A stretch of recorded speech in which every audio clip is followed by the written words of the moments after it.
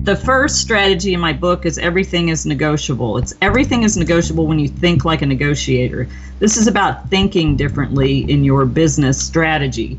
Thinking like a negotiator means putting on that negotiation hat and thinking, how can I get the best deal for myself? That was Eldonna Lewis Fernandez, and this is episode number 101 of the Chopped Podcast.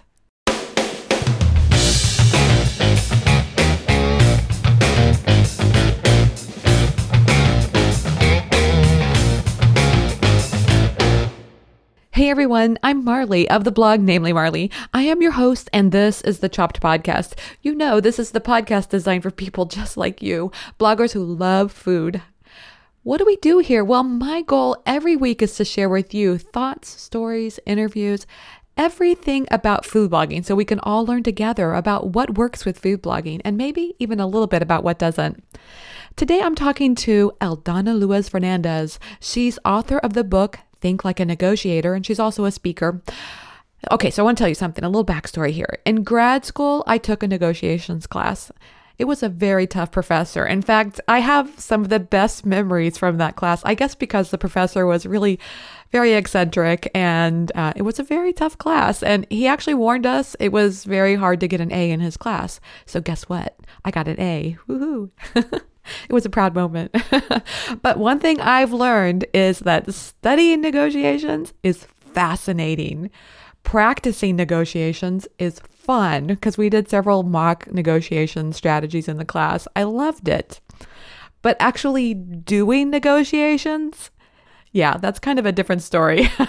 Because I don't know, I just feel a little overwhelmed when I'm actually in the act of negotiating. I think it's because I'm, in my head, I'm contemplating what it is the other party is looking for. I may actually feel a little bit hyper aware of what it is I think that they're wanting out of the deal.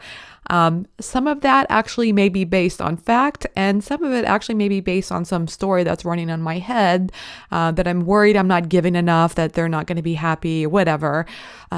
It's that dang people pleaser in me that just gets me every time, drives me crazy. But that's why I was really excited to talk with Eldonna, because she's highly experienced at negotiations. In fact, she did that for many years with the military, and then afterwards she's also done it in the corporate world, and now has written a book and actually teaches classes on negotiation, workshops, things like that. So she's got a very good hand on what's involved in negotiations, and so we talk about that a lot. Think about it. As food bloggers, we negotiate a lot, whether it's hiring a web developer or working with a virtual assistant or negotiating sponsored posts with brands or things like that. It really can add up to a lot. And Eldonna even mentions sometimes we're negotiating with ourselves, trying to decide how we want to get things done. All of that matters. So I'm really hoping that today's tips from Eldonna can help us all move forward. I put myself in that statement too, because I want to move forward with negotiations with more confidence, and I want you to have that same feeling as well. So we can stand tall in our role as big bad bosses in the work that we're doing every single day. Okay, let's get straight to it. Here's the feature interview with Eldonna Lewis Fernandez. Hey everyone, I'm happy to have Eldonna Lewis Fernandez. She's CEO of Dynamic Vision International. It's a training and consulting firm. She specializes in training people on how to think like a negotiator. Eldonna, welcome to the Chopped Podcast. Marley, thanks so much for having me. Excited to be here and share some great negotiation strategies with your audience. I'm looking forward to that too. It's a topic I really love talking about. Before we go into that though, would you mind sharing a little bit about kind of what led you to this point? Yeah, this is the why should they listen to me portion. I always yeah, exactly. That. Well, I was in the Air Force for 23 years, retired in 2003, and I was in the contracting career field. So I did contracts and negotiation all over the world, stateside, internationally, deployed to the Middle East after 9/11, did contracts negotiation with many different cultures in many different countries, retired, and then went to work for corporations like Raytheon and Parsons, big defense contractors, and did contracts negotiation administration on the other side of the table, and started my own company in 2009, so have experience as an entrepreneur negotiating my own deals. So I've got over 30 years of leadership, management, and contracts negotiation experience. Well, what I love about that is that, it would be one thing to take negotiation advice from someone who just, had a gift for it, but it's another thing to take it from someone who actually has been through. It's not easy. There's some awkward parts of it, and so you kind of understand how the rest of us feel. Well, yeah, and I think the most awkward part about it, which is what I find in my travels and speaking and training, is that people don't like it because they feel it's conflict. It's Yes. uncomfortable because it's confrontation and conflict, which Right. in a sense it is, because you're confronting somebody Yes. on something that you disagree with, and that's hard. It is so hard. I mean, for me personally, I like everybody to feel good, and so if I'm asking for something that I somehow internalize that I think they're not going to like, then that just feels terrible to me. Right, and it's that moment where you have that pushback and that Yes. uncomfortable feeling, but you have to push through that discomfort in order to get a good deal for yourself. Yes. You can't let the other side decide what exactly it is they want without you having some clue about what you want. Oh, that's so true. And it's so easy to I don't know how to say this, but maybe sacrifice your own needs because of that. And that's not a healthy outcome. And I think that's what maybe causes a person to want to go, I don't like negotiations. I'm terrible at it, because we kind of give in too easily.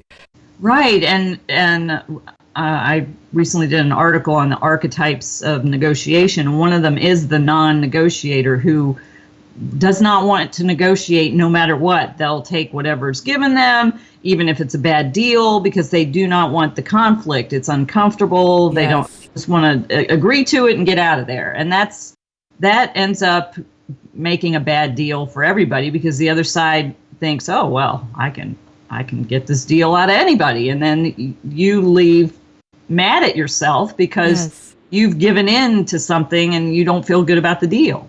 Are those types listed in your book? No, this is a new. It's an article that has just come out, and it's going to be it's out there a little bit.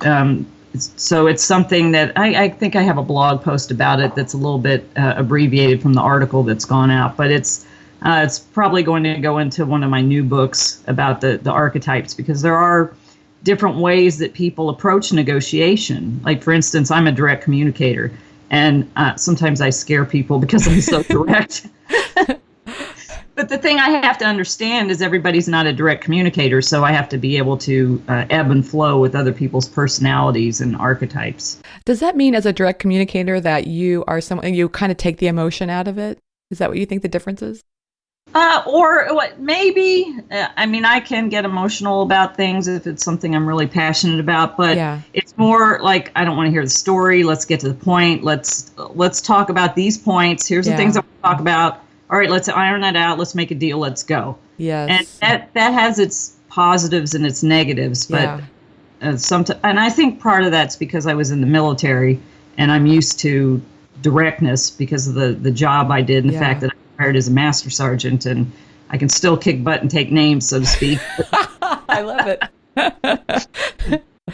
Well, I like that kind of communication. I feel like I'm a little bit like you in that respect, because when I go into a meeting, all the chit chat drives me crazy. Like, let's just get to the point. I mean, everybody's busy. We don't need to have all this, but I can see where sometimes, though, you talk in your book about preparing for a negotiation. I could see where some of that chit chat can be helpful, because even as you're talking to them, you can start to, people tell you through those kind of conversations what they're after sometimes.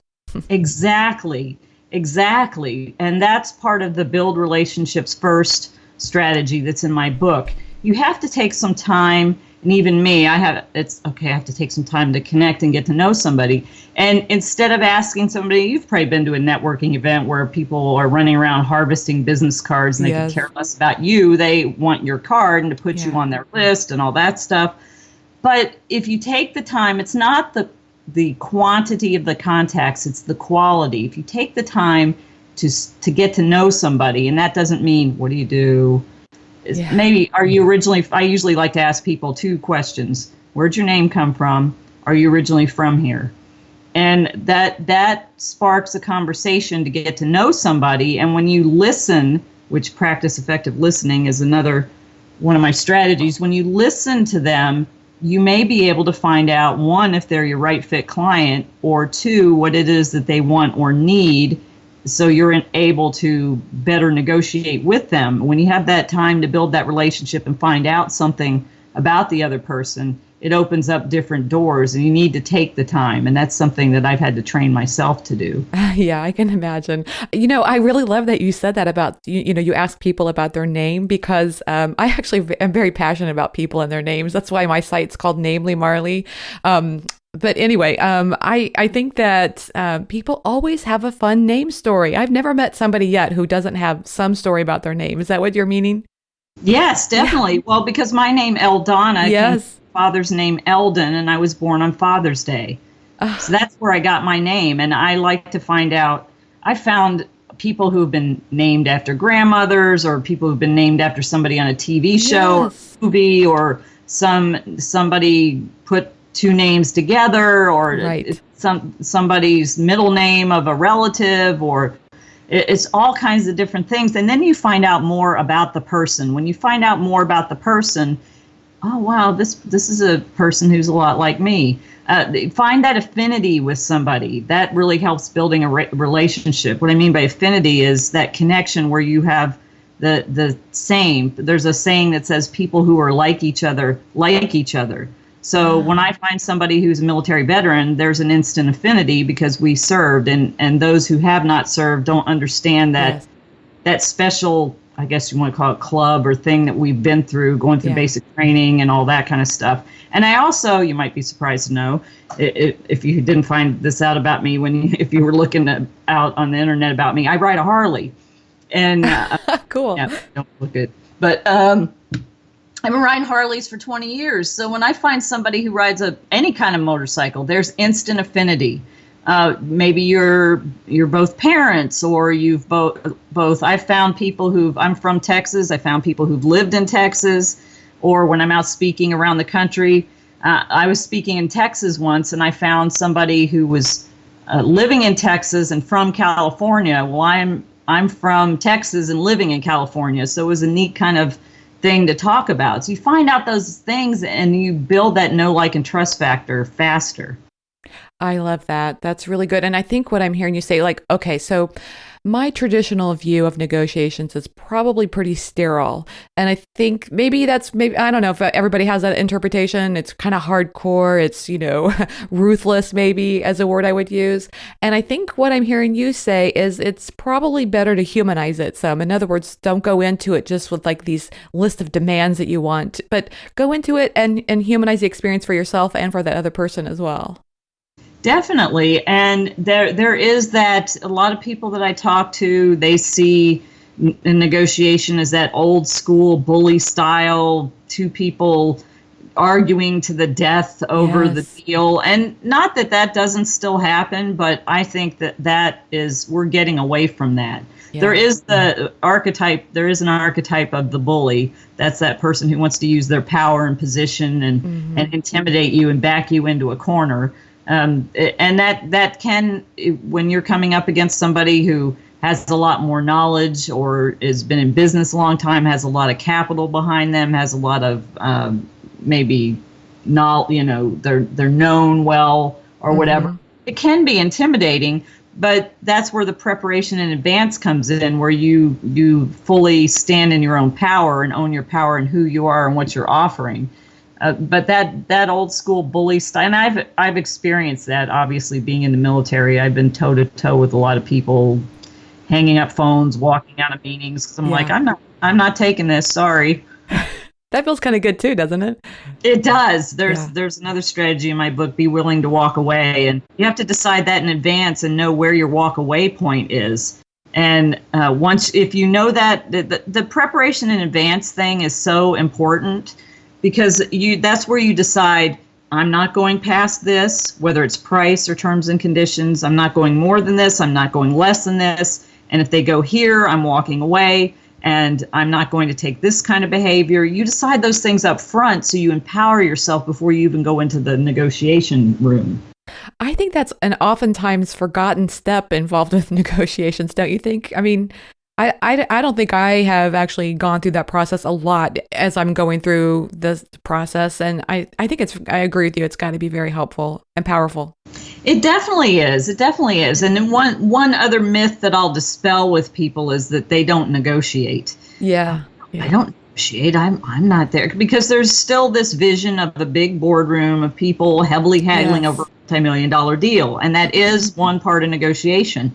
However, whether it's a multi-million-dollar deal, how to get your kids to do their homework, or where to meet for dinner, negotiation is basically discussions to reach an agreement. If you and I had a discussion by email setting up this interview at a certain time, we agreed to that. That's making agreement. That's a negotiation. That's all negotiation is. And then another part to think about, it's offer and acceptance. I offer you something, you either accept it, reject it, or provide me a counteroffer. Yeah, I like that. And now, how would you recommend somebody? Okay, so the primary audience of this podcast, it's food bloggers and creative entrepreneurs. And, I can see a lot of different negotiations that go on. It could be negotiating a website developer. It could be hiring a virtual assistant to do some work for you. But most typically, I think we're thinking about negotiations when it comes to working with brands. So, for example, a big brand may hire us to do what they call a sponsored post. And the industry is so new that there's not a lot of this information that's out there in the public. I can't just go and see what other food bloggers are making for working on sponsored posts. And so I guess at that point, it just becomes personal. In other words, your research and preparing for a negotiation like that would just be like, what do I want to make out of this? And maybe you could find out what other bloggers in other industries are making the same thing. Okay. And then think about, and oftentimes when we're in the beginning stages, we price ourselves way too low.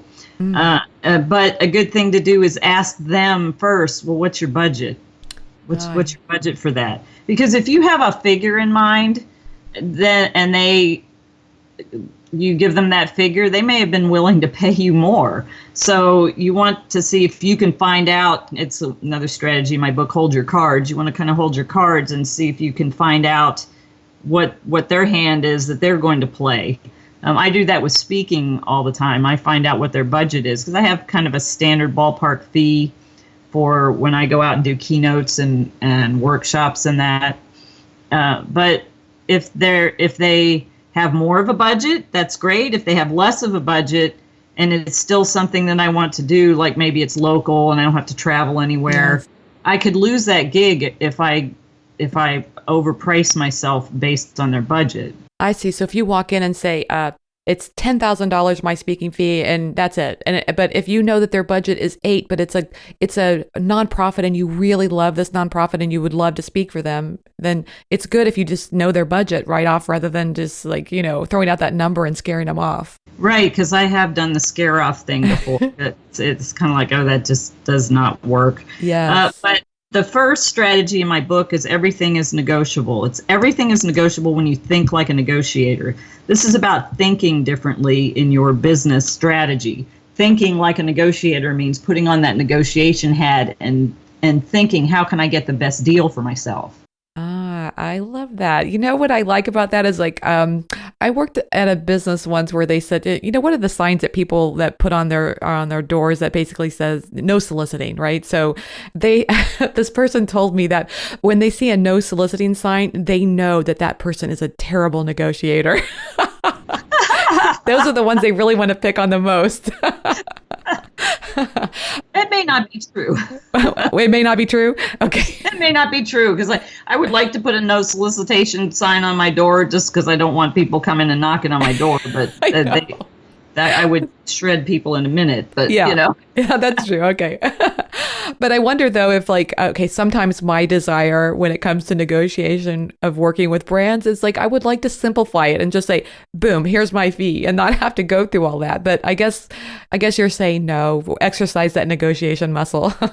Yeah, it would be great to be able to do that. But we live in a time where things ebb and flow, and what's good today may not be good tomorrow. And you don't want to back yourself into a corner and make yourself unable to get a good fee.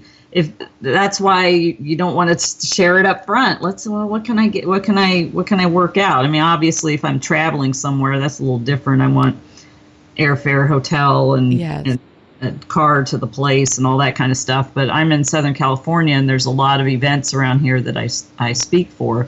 And I do some pro bono, but those are fewer and far between because I'm getting to be more in demand as a speaker, which is great. Yeah. And but it's kind of like then you have to make those decisions about, okay, do I do this pro bono to get this person as a client? And I've done that. I did that in my beginnings of starting as a speaker. I spoke at a lot of different places for free in order to be able to put their logo on my website that I had them as a client. So those are things, again, in the preparation phase that you have to consider. I see. So as a blogger, I may take a few projects early on that don't pay me as much as I could earn, because I would like to put on my blog that I've worked with such and such a brand. Definitely, because that gives you more credibility for other brands when they see, oh, she's done this, that, and the other thing. I've done a lot of some of the Small Business Administration and board equalization and things like that here in California. They don't pay you to do their conferences, but for me to have that I spoke at an SBA event or the board equalization, and I have testimonial letters from them, that helps when I go to apply for a bigger gig that's going to pay, to show, well, where have been some of the places that you've spoken, and I can list all these out to show that I have credibility as a speaker. I got you. So some local chamber of commerce is great, but to be able to say it was a small business association has more clout, or, examples like that. Okay, I get you. Yeah, definitely. I mean, and sometimes that's what you have to do in the beginning, is make those decisions. But those are negotiations with yourself, deciding whether or not this is a good way for me to go. Well, I was going to ask you about that, because it sounds to me like there's a lot of thinking on your feet. So how do you, you talk about going into negotiations being prepared, but there's going to be some things that come up that you're not prepared for. Do you suggest that people, if you don't know how to respond to that at the point of the negotiation, that you could say, hey, let me get back to you on that?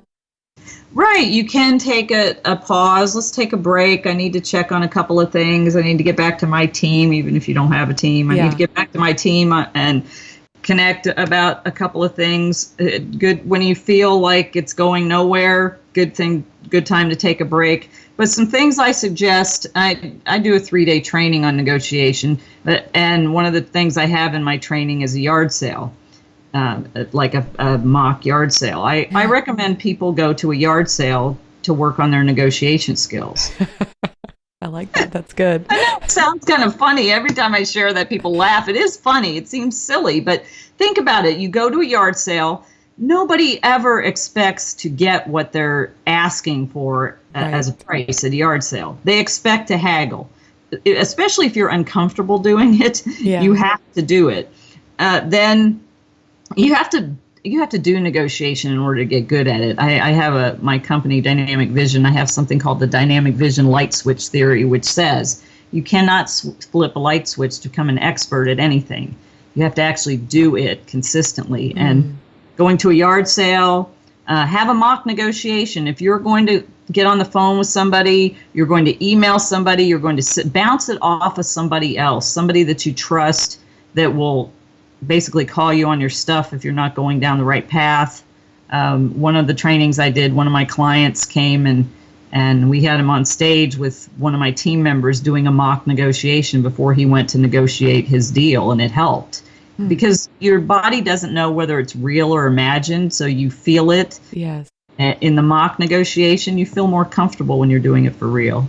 Okay, that's such good advice, because, I think about writing, for example. A lot of people who give advice on writing will say, give yourself permission to write badly. Just don't publish that. Just let that be your first draft. And so I think what I'm hearing you say, going to a yard sale or finding these other ways to negotiate is kind of like your first draft. You don't want to go to the negotiation table with the brand not having had some experience. Right, definitely. And it helps you to feel more confident in your position, especially if you're not 100% confident with what you're asking for, or you've never maybe negotiated for that before. It helps you increase and boost your confidence. Ah, that's so good. And you also talk in your book about gamesmanship. I mean, you don't call it gamesmanship. That's what I'm calling it. You actually talk about acting surprised or, kind of feigning surprise, I guess, a little bit. Can you talk a little bit about that and how that has an impact on negotiations? Oh, definitely. That's something that somebody puts something out to you. And for instance, one of my strategies says, "Egads, you've got to be joking."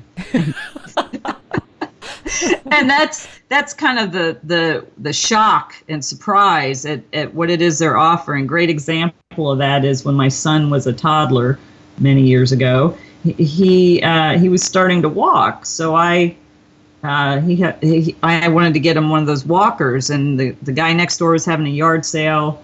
He was selling a bunch of baby stuff. His kids were a little older, so I imagine that stuff had been sitting there for a while. And he had a walker that, they were like maybe $20 if new. Yeah. And I went in and I saw it and I said, "Oh, how much for that?" And he said $15. I said, "How much?" And I just had that tonation in my voice, and that I had the body language to match it. And I actually was shocked. I was like, that was an egads, you've got to be joking moment. Yeah. And he said, well, how much do you want to pay? And I pulled out $5. I said, "I have $5. He took it. It's that element of you throw it back on them. They're surprised that you're surprised, and they're more apt to negotiate. Yeah. So being prepared for a little bit of things like that, that's part of the deal too, right? Definitely. You think about all those things, and you don't necessarily come up with everything that may come up in the negotiation, but at least you'll have prepared for a lot of the things. And when some other things come up, you are able to roll into that a little bit easier because you've thought about a lot of the things in advance. I have a story for you on that, except the opposite. So I have an MBA, and I took a negotiations class as part of that program. And the professor talked about how you don't always want to accept the offer, even if it's a good offer, because it gives them the satisfaction of feeling like they made a good offer. So like he was talking about a washing machine that was used. And so let's say you wanted to get $100 out of it, and they offer you $150. And you are like, okay, yeah, that would be your first reaction. Like you want to get that. However, his point was like, if you respond that way, they're going to know that they offered too much. So if you kind of delay that and say, let me think about it, I'll get back to you, in an hour or something. And then that gives them the satisfaction of feeling like they gave you a good offer. Definitely. Another strategy in my book is about not taking the first offer. You don't want to take the first offer. You want to, okay, well, they are offering me $150. Maybe $100 was low. Yeah. Seeing the value is more. Okay, well, 150. How about, I was thinking 200. Well, how about 175? Okay, deal. Yeah, exactly. Yeah, so it's good to think through all that. And I think it is tempting if you're new at negotiations or not comfortable with it to want to just get it over with. And so you go ahead and accept the 150. But that's a nice logical way of thinking it through. Definitely. And this is part of training yourself to think like a negotiator. Do you think that women have traditionally been worse at negotiations than men? I say this because I used to work with this man who I think I cringed almost every time he spoke, but he loved to talk about how women are terrible at negotiations. Has that been your experience? Well, women are typically, there is some truth to that, because women don't feel as comfortable negotiating unless they've been in settings where they've learned those skills, because we're more nurturers. Yes. As far as our makeup. So, and because women have been told, socialized, yeah, for so many years to be quiet, and you're supposed to be over in the corner or whatever, all that those fallacies are. Yes. But then also there's the other side of it. And Sheryl Sandberg, the COO of Facebook, just did an article about a little bit about that, about how when women in the workplace negotiate, they're more likely to be seen as a witch. I won't use the word, but and they're and aggressive and this, that, and the other thing. And that's because we're not expected to negotiate that way. So you have to think about that. I've come across that a lot. Oh, you're so aggressive. Okay, what? Why? I'm what? I don't understand that one. Yes. But it's because I'm a woman, and there's still that stereotype out there that we are not expected to be an aggressive nature, even though there are women in CEOs, there are women are starting, or actually we're at 52% of the small businesses in this country. There's still that stereotype out there, so you have to think about that stuff too. And that's kind of reading people. I mean, I've come across different situations where I was the only woman in the room, and they attempted to bully me, and then I had to push back, and it's been interesting. So yeah, there is some of that out there, but know that you just have to push through it and prepare for that and think that through. Okay, is that going to be an issue? How is that going to affect how I negotiate? And I think that just kind of begs the question, or like we learning it more and practicing it more. And like your book says, like learning just to think like a negotiator can help us overcome a lot of that. Definitely. And one thing Cheryl did in her article, she was talking about how a woman went in to negotiate a deal, and she was ready with her points, but instead of starting a normal negotiation, she said, studies show that you're going to take the fact that I'm negotiating aggressively. I'm telling you now I'm going to negotiate.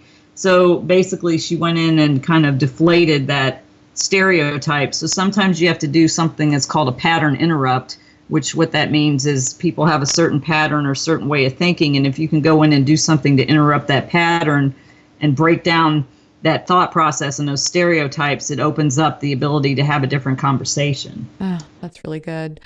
I also like that your book talks about the win-win. And I think that's something that's been overlooked, at least as far as my perspective of negotiation.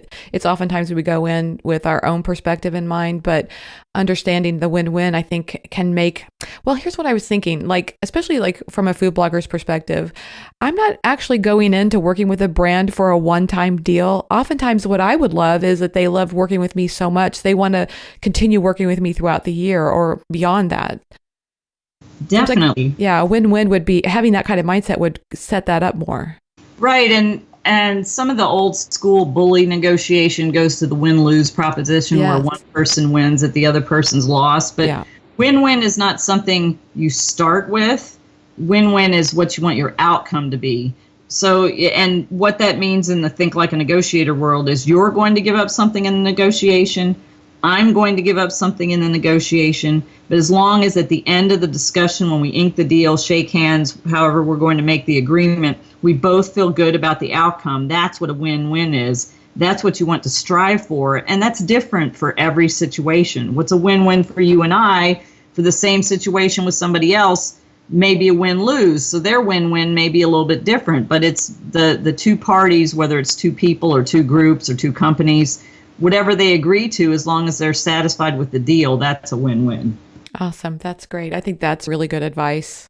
Okay, so do you have anything else you want to share about negotiations or the book that you've written as far as helping people learning to get used to doing negotiations? Well, negotiation, if you look at it as a game, as something that's fun, a lot of people have to change their mindset around negotiation because, again, a lot of the people I talk to don't like it. As a matter of fact, Salary.com did a survey of 2,000 people about their experience in negotiation and found out that almost half, 48%, said that they are always apprehensive when it comes to negotiation. And then another, I think it was 39% said that they sometimes felt that way.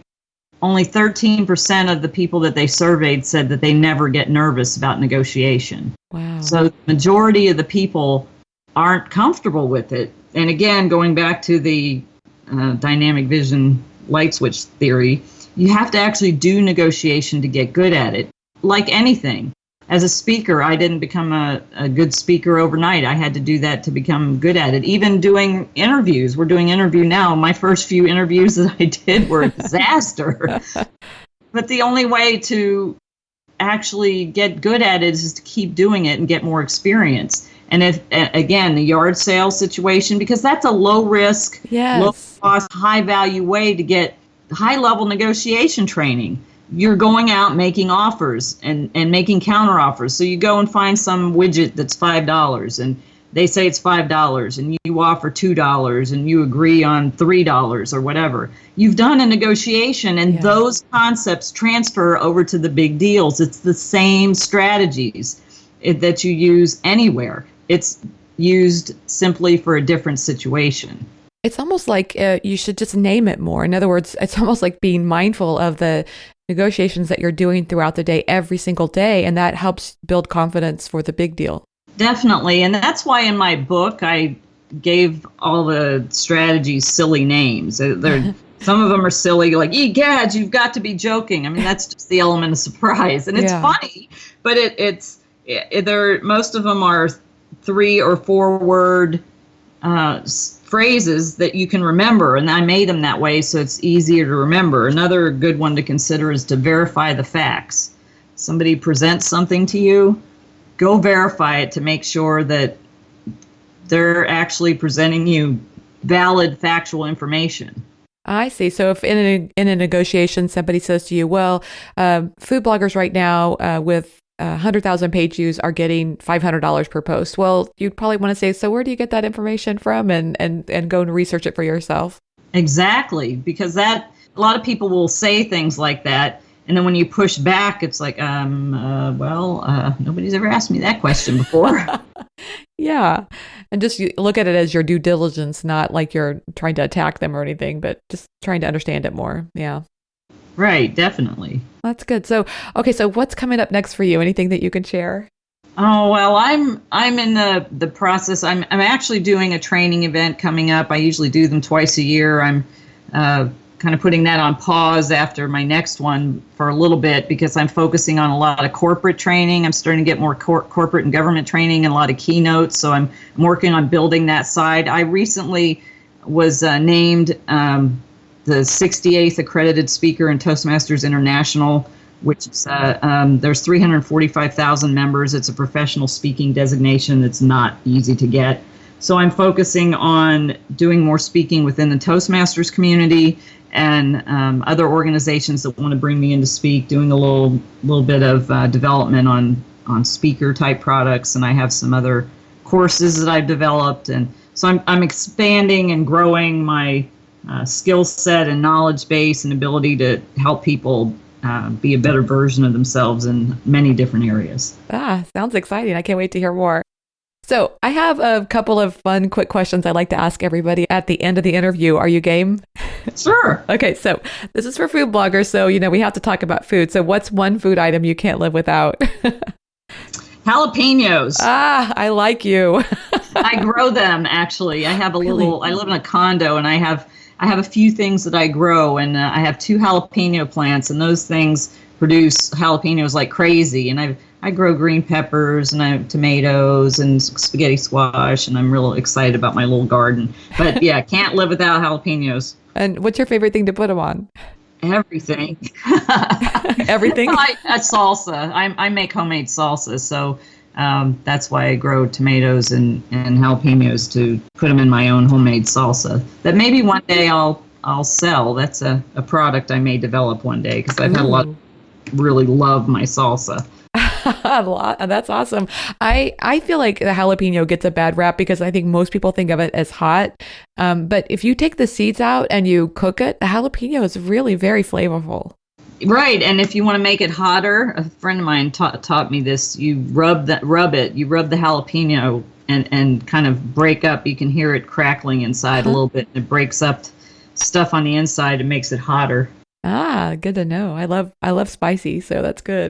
Yeah, we my kids and I eat Indian food all the time, tandoori and such, and the local Indian restaurant we go in there, we like no spicy. They're like, we can't even handle spicy. How can you handle spicy? And we're like, it's good, bring it. I love it. That's really good. Okay, what's the favorite app on your phone? The favorite app on my phone is probably my Bible app. Oh, really? Yeah, I'm always looking at the like proverbs and things to keep myself wise during the day. Yeah, we all need that because there's a lot of things that, that can cause that stress and frustration, especially this time of the year. But, Oh, I know. Well, there's always um, there's I think there's one proverb that says something like anybody can start an argument. It takes somebody wise to walk away. oh, that's very good. Yes. It's really good with social media because you see something on there that fires you up, and don't jump into that stuff. Yes. There's one of the strategies in my book that says leave emotion out. So that's throwing emotion in and getting on that dance of drama never helps anybody. Yep. And especially if you're, negotiating, I think that's got to really put you in a bad position if you're not careful with the emotion side of it. Definitely. Okay. Do you have any time for TV at all? And if you do, what's your favorite show? Pretty much the only show I watch is The Voice. Okay. I love that show. I actually have been in the audience twice for The Voice. Really? In California, it's easy to do that for things. My daughter and I have also been in the audience for the Ellen show. Yeah, Ellen's pretty amazing. I love her too. But is this you like this new cast they have on The Voice? You like that? Yeah, it's really good, and I just love to see how the artists develop and how people can get a chance to have their dream come true. And last seasons when Jordan Smith came and performed. He's performed at my church twice, so I got to hear him live, and he's just got an amazing voice. So it just to watch, and like he was on this, he didn't get on the show before, he got denied, and then he got on the show last year, and last season he was the winner. So I just love that. Oh, that's cool. It's just seeing people's dreams come true, which I really love. Yeah, that is really cool. I've watched it. My husband's parents are actually here in town right now, and they love that show, so I watch it with them, and I really have enjoyed it when I watched it too. They do a good job telling the stories of those people, and I just feel so, connected with them. I want them to win. Yeah, well, last season they had an audience of all military, which was awesome. So I can still, since I'm retired, I can still wear my uniform to events. So, and some of my friends saw me on TV. Yeah, how cool. Yeah. So how can people find you online? They can go to www.thinklikeanegotiator.com. And that's same on social media as well? I'm Eldonna Lewis Fernandez, at Eldonna F on Instagram and Twitter. Eldonna Lewis Fernandez is my public page. I also have a Think Like a Negotiator page that I'm focusing more on transferring everything to Eldonna Lewis Fernandez. And you can find me and Eldonna Lewis Fernandez on LinkedIn. So I'm all over the place. Wonderful. Eldonna, thanks so much for taking the time to talk with me today. I had a great time. Yeah, I did too. Thanks for having me. Thanks so much to Eldonna Lewis Fernandez for being my guest on today's episode of the Chopped Podcast. Be sure to go to choppedpodcast.com to learn more about today's show. Thanks to everyone for your reviews of the podcast on iTunes and Stitcher.